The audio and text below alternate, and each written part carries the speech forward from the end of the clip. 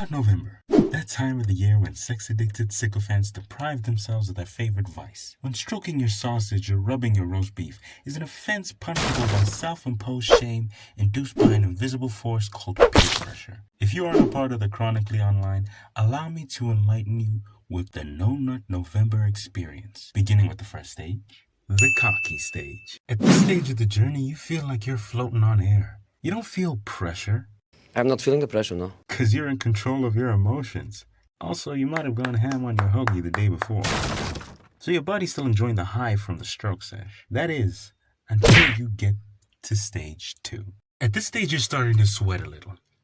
You don't know if it's intentional or coincidental, but for some reason, you're constantly being fed baddies on your social media feed. Doesn't matter where you go. Facebook, IG, YT.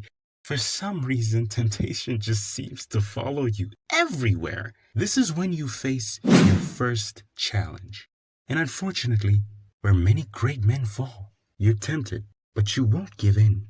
You must remain strong and remember the teachings of your senpai. Stage 3, booty bargaining. At this stage, you start to feel yourself a little bit too much. You've overcome your previous challenge, strengthened your resolve, so now you think you deserve a little treat. You know, you think you can sneak a peek here and there. That image of an Insta-Betty that you would have scrolled past with lightning speed earlier, you've now stared at that for 0.25 seconds longer. You tell yourself to search up pictures of Space Jam because of nostalgia, but I know the truth. You bargain with yourself to get a little taste of the booty. But that's a slippery slope leading to the next stage. Stage 4. This stage is basically stage 2, but on steroids. If you thought stage 2 was bad, at this stage, everything's a temptation. It's not just baddies posting thirst traps on social media or gooner content on YouTube. It's everything. You get up to go and get some fruit, because you want to stay healthy. Never mind. Maybe you'll just drink some water. Nope.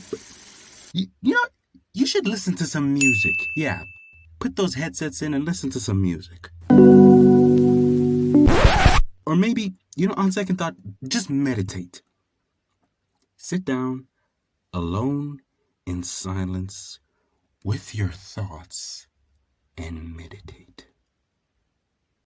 This stage is a true test of strength, but the trick is that it comes in waves. So 1 minute, you could have just overcome a serious wave, and 5 seconds later you experience one much worse than the last. Which brings us to our next and arguably most decisive stage. At this stage you start to question why you're doing this in the first place. Triple N? That's a government conspiracy made up by space capybaras trying to deprive human beings of having a good time. Why are you doing this stupid challenge anyways? Who cares if you choke your chicken? It's part of nature. Sirloins were made to be strangled. Plus, what's it matter if you stop now? You've probably made it further than most men of culture ever could.